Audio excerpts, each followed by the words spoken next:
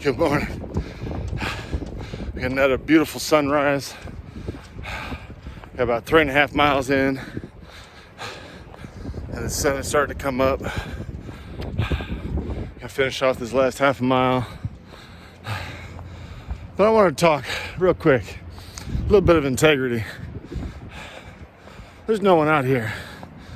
Integrity is what you do when no one's looking.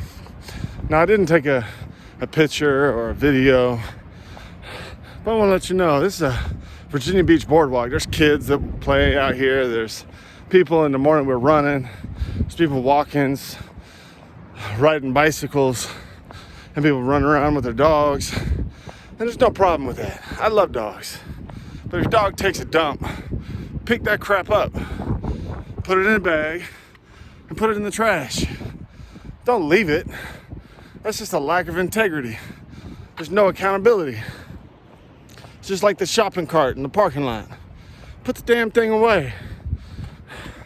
If you have such little integrity that you can't pick up your dog's poop, you gotta leave that for someone else to either step on, for a kid to play in, for some city worker to have to pick up because you're too lazy to do it. And if this offends you, it's probably you who did it. And that's okay, we still love you. Just fix it. Fix you. Be the best you can be, man. All right. Got my little breather in, taking this video. We can get back to running. All right. Welcome back to the Accountability Project.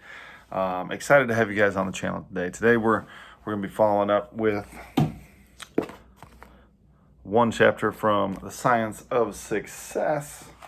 And this chapter is called Put Magnetism into Personality.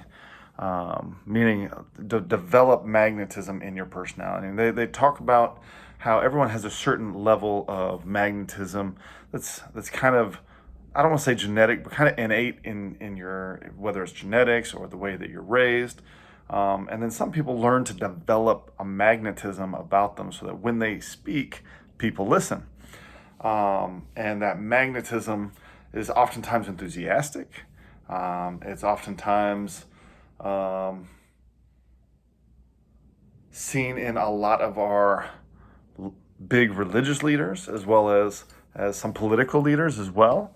Now, the one thing to be mindful when you meet a magnetic personality, an enthusiastic magnetic person that when they speak, people listen, is to make sure that you look at what they're saying, not just the fact that they have a magnetic personality. And the reason that I bring this up is because not everyone who has a magnetic personality has great intentions.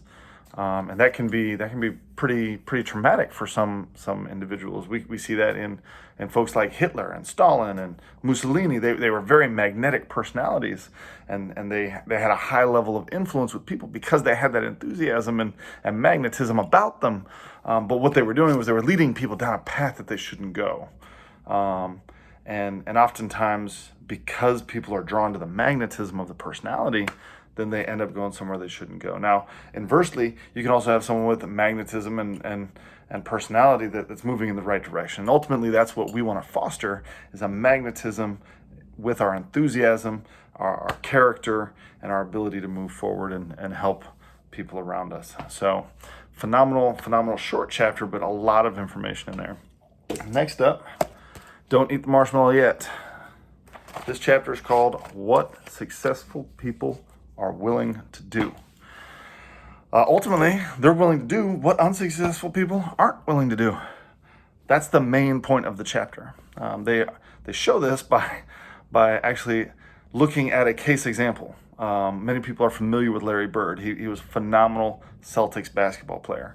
And at the height of his success with the Celtics, it wasn't unheard of for him to go spend an hour before the game, and he would dribble, walking up and down the entire basketball court, back and forth, back and forth, back and forth, dribbling on every spot on the court to make sure that he knew where the imperfections were on the court, so that if push came to shove and he was dribbling the ball and had it straight away, he knew where not to dribble and knew where to dribble.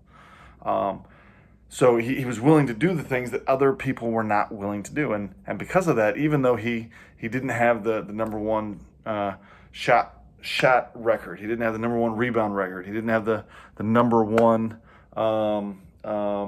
speed on the court, he wasn't the best in any one particular thing, but because he had such a work ethic and habit, he became a phenomenal MVP player and made all-star teams and made millions and millions of dollars, and was considered one of the best, if not in the top five to 10 most amazing basketball players to ever play the game.